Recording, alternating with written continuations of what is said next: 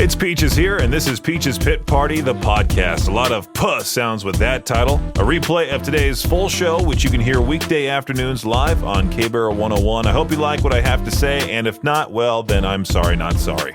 Enjoy.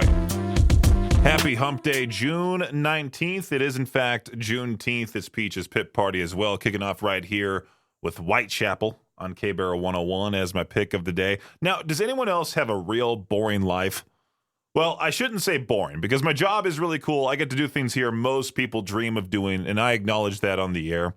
However, 98% of my day during the week is just work or thinking about things for work. That other 2% when I get home at night is I go, okay, what should I have for dinner? And then I'll either get something or just make something real quick like a quesadilla, something like that. I tell myself every time I should go for a walk or a run, even the gym afterwards, but my brain is so fried at the end of the workday.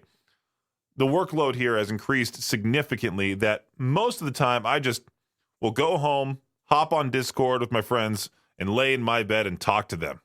I chat with them, wait for bedtime, then call my parents, go to sleep. It's gotten so boring as of late that my dreams are better than my actual life. Sometimes I'll wake up and get bummed out that my dream was not real, and then the harsh reality hits that I need to get up real fast, do what I need to do to get dressed, ready in the morning, rush to here. There's not too many video games out there to play now. I just have my Xbox Series X. I'm waiting for Black Ops 6 to be released, but that's in October. GTA 6 is at some point way later next year. That's a long, long time. I mostly mindlessly play NBA 2K24 or even MLB The Show. That's about it, really. I need to break the cycle, do something fun after work, like 2 to 3 times a week, so I don't come here and say, well, the highlight of my day yesterday was going to Walmart for some ingredients for dinner. Whoa, yippee. 208-535-1015 is the number to reach me. We'll talk about some more fascinating things other than my boring life coming up here in just a few on Peaches Pit Party. One show I absolutely love is The Boys. It's downright fantastic. Love the idea, love the concept. I finished seasons 1 through 3. Didn't even know that season 4 was out there till this morning, so now I have something to watch when I get back after work tonight. I found out through Twitter that season 4 was out there as I was scrolling one of the scenes, and one of the scenes, it popped up, and it shows some sort of meeting of wackos that are accusing Starlight and the other supers that they're working with Tom Hanks and Oprah and things I will not discuss at all on the air. But it's essentially making fun of those people online who come up with constant conspiracy theories. And I mean constant conspiracy theories. And those people are now catching on because I was reading the reply saying, hey, wait a minute. Is The Boys making fun of us? It's like that astronaut meme with the one astronaut behind the other one with a gun saying, it always has been. Justin Pierce from our sister channel 105 The Hawk, he was the one who went down to Pocatello for the food truck roundup Monday afternoon at Lookout Point. He gets back, of course, and the next day on his show, I heard him talking about being frustrated with those that camp in the left lane on the highway, which I want to make sure, to the defense of those that just moved into the area, they most likely don't know. If you ever see a 1J driver drive in the left lane, well, that's just a 1J driver doing their thing. But for those Californians or wherever people are from who just moved into the area where we never grew up near a 2-lane highway, we just had 6-lane long highways or six-lane wide highways where there's tons of traffic. They just assume, hey, it's another lane to travel in and go in the left-hand lane. The worst part, I would think, driving down the highway is being stuck behind 2 semis where one is in the left lane and another is in the right, clogging traffic behind them. They, of course, have to drive under the speed limit due to the size and weight of their vehicles, which I get, but I so wish there was some sort of separate highway for truck drivers. What if we took that concept of what I talked about on yesterday's show, where there's the ultra-slow checkout lane for the elderly and all that at that Japanese grocery store? Why not have a separate lane entirely that's not even connected to the other two lanes there, for slow drivers who want to enjoy the scenery, but then to construct that would potentially cause a 5-year-long construction project, maybe even longer, that would get in the way of regular highway travel. But I think it would be worth it. I do love the buzz term being put out there now, heat wave. Heat wave everywhere. Heat wave here. Heat wave there. Heat wave all over the place. The UK is preparing for a quote-unquote devastating heat wave, with temperatures reaching 79 degrees Fahrenheit. Yeah, whoa. That is hot. Well, there's one guy defending it on Twitter saying everybody explaining to Brits that 26 degrees Celsius isn't that hot till they're in Britain. It's 26 degrees Celsius, and somehow they can't explain why it feels hotter than any other 26 degrees Celsius they've ever felt. I do love the weather big time enthusiasts. I don't know. It's not enthusiasts. It's like the weather over analysts. It's just. I really don't know. It's like 79 degrees outside. Not that bad. I mean, here it's supposed to reach 95 degrees in the next couple of days, which that just means for me to stay indoors during the hottest parts of the day, go out in the morning, go out at night, which I already do. I avoid the hottest parts of the day anyway during the summertime. So it doesn't matter if it's 95 degrees out, 105 degrees out, 85 degrees out. Most of the time, I do my shopping in the morning. And if I need to go to a store late at night, I'll put on my slippers and do so. This right here is your Shot Clock Sports Update. Well, it's very unfortunate considering my dad and I just talked about this guy. Willie Mays, the legendary baseball player, has died at 93 years old. There were so many people online yesterday, not only paying respect, but also saying, like, wait, he was still alive? In 93, a long life. Michael Mays, Willie's son, added that his father passed away peacefully and among loved ones. He says, I want to thank you from the bottom of my broken heart for the unwavering love you have shown him over the years. You have been his life's blood. It really does suck to lose somebody that late in life. I mean, because such an impact. Mays would go on to be a 24-time All-Star, 2-time MVP, 12-time Golden Glover, 2-time All-Star Game MVP, Rookie of the Year, and 1954 World Series champion, in an illustrious career that led him to an easy Hall of Fame induction.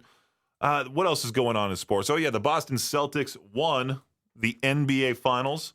They are now NBA champions. There's always been this argument online as to why they're called world champions and not NBA champions.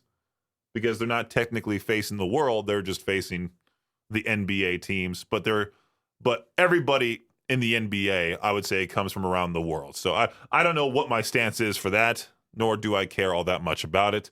Last night, the Edmonton Oilers beat the Florida Panthers, and now is a game 6. The next game is going to be in Florida Friday night.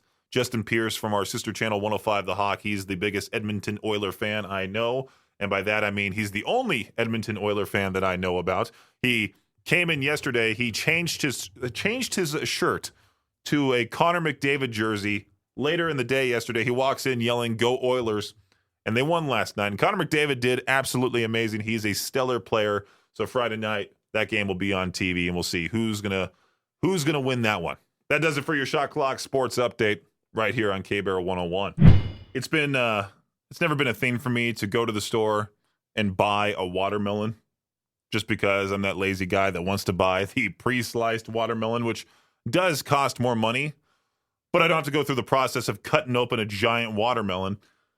But this farmer here said finding the perfect watermelon is basically you just have to look for that creamy sort of yellow spot on the bottom, which means that the watermelon sat on the dirt during the day and ripened up that way.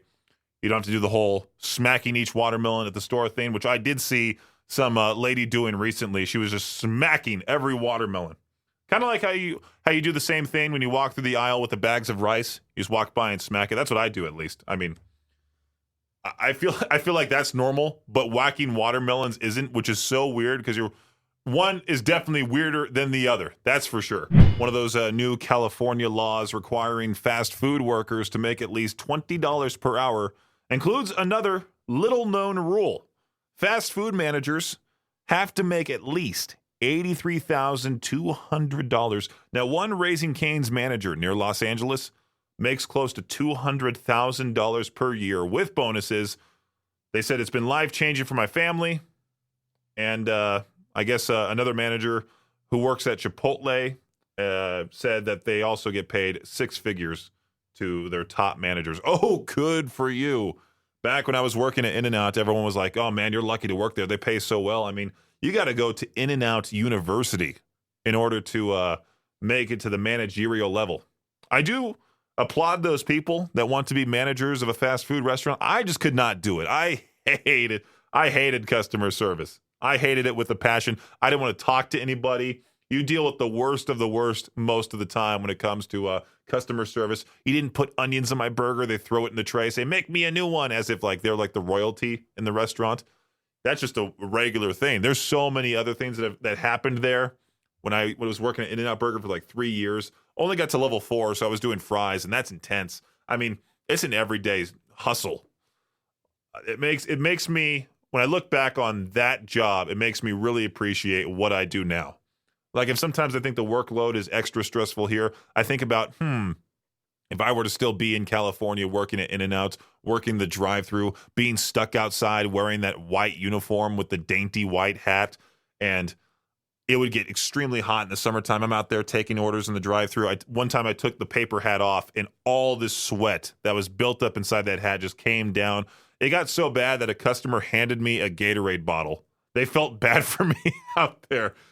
You do get paid a lot when it comes to fast food or in California, but I mean, is it really worth it? Is it? I just saw this question. Do you feel older than your age? I sure do.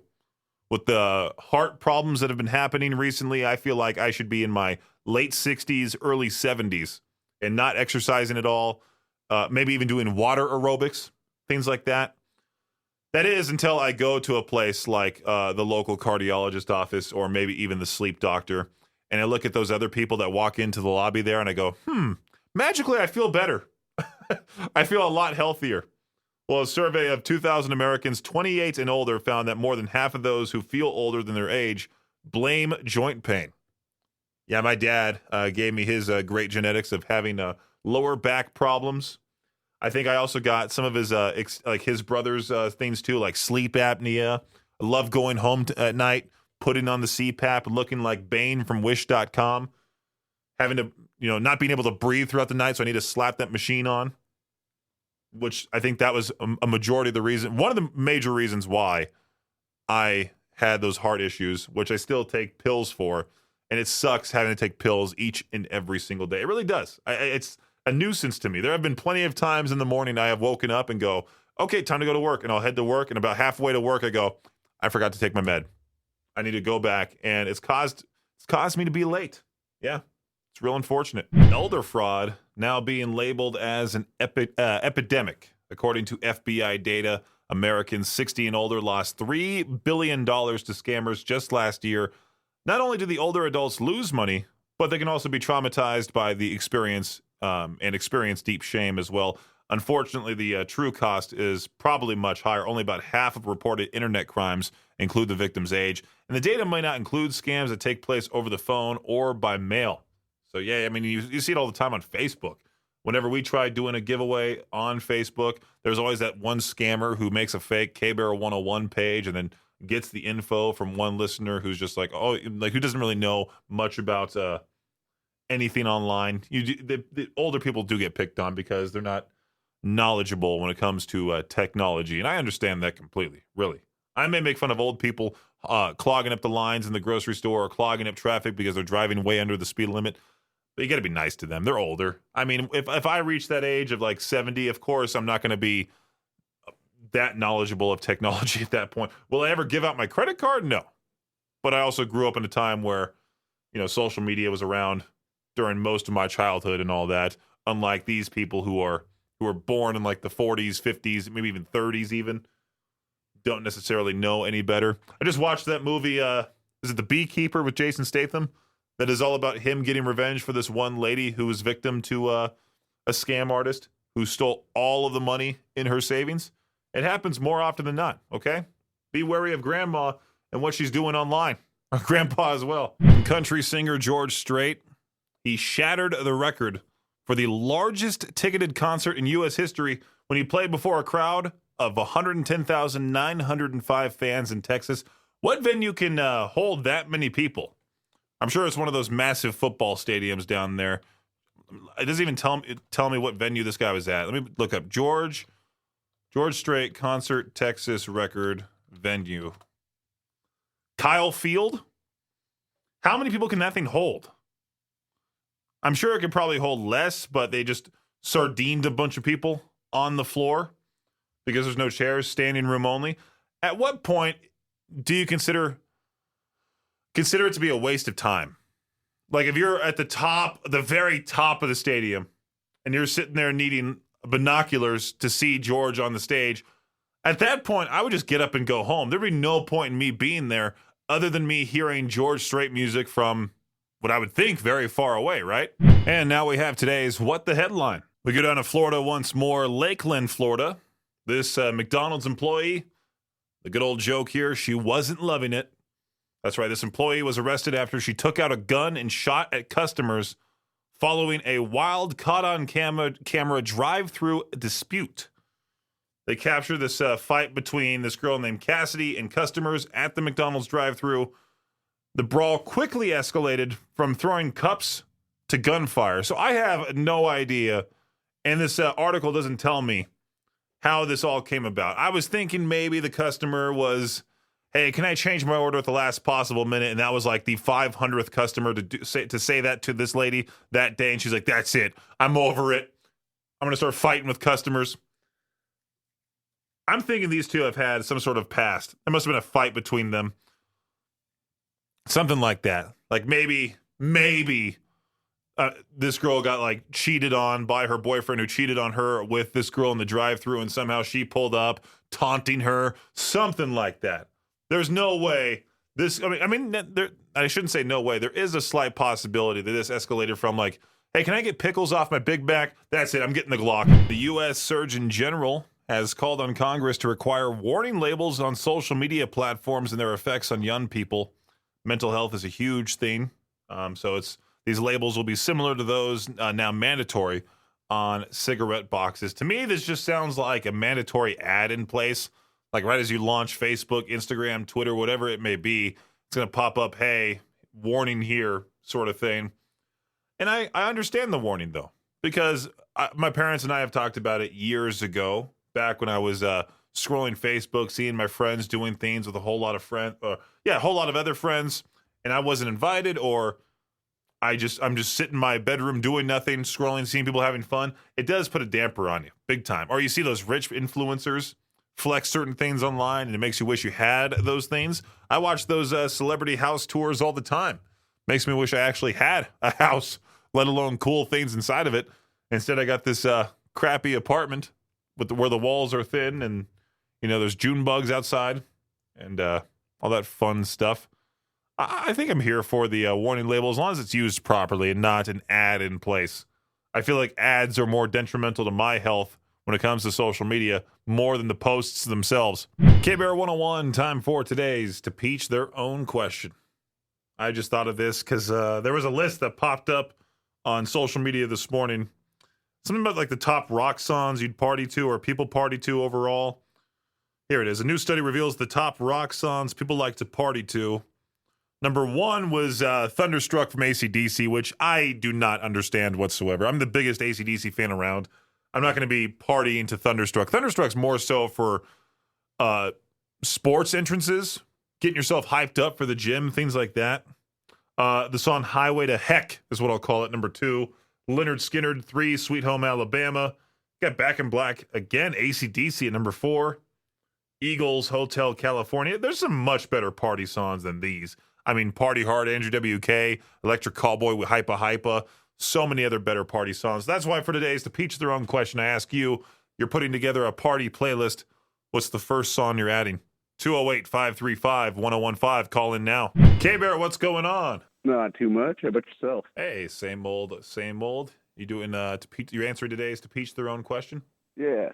What's the first song you'll add to the party playlist? Well, it depends on the type of party, but if we're just like, everybody's just wanting to get together and just get, absolutely schnockered or something, then I'm going to start with like Guar, Bring Back the Bomb. Okay, there we go. That's more like it. I guess I'd emphasize what type of party it was to people because, there was like a few answers here and there, but it wasn't too great of a question today, I guess. Hey, K-Bear, what's up? What is up, my guy? Oh, nothing much. Jake, what's happening? It's been a hot minute since I've called in. I know. Where have you been, dude? Disappearing act.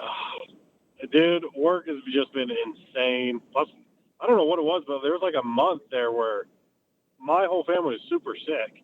Womp womp. No, I'm just messing. Hopefully they're doing better. Yeah, right. Well, oh yeah, we're all good now. Good. It's just, I had to have my man flu, so we're good. Right on.